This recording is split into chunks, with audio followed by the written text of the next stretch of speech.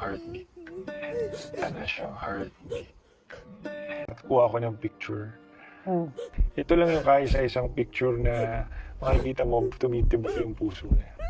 Tapos tuwing umaga, tinitingnan ko siya. Kaya talagang tinetreasure ko.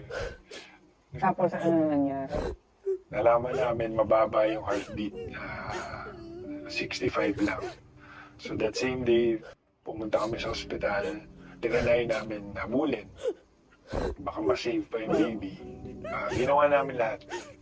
Yun ang sinabi na may tinatawag na IVIG. So, inano namin.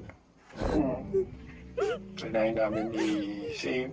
And then, ang sunod namin na check-up ay December 23. Tapos noon, sinave namin. Siyempre, masaya ka, high hopes na baka bibigay sa atin bago magpasko. Pag-check natin, okay na. Nagkataon, a few days before, sabi ng doktor, ay, hindi pala ako pwede sa 23. Sa 28. Baka pwede natin i-move.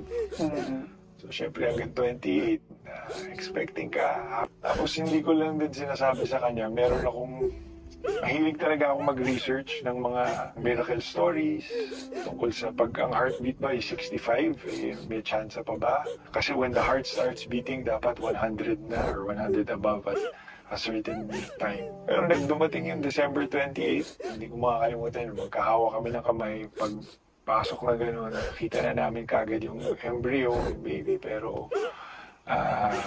wala na siyang heartbeat. Wala na siyang heartbeat.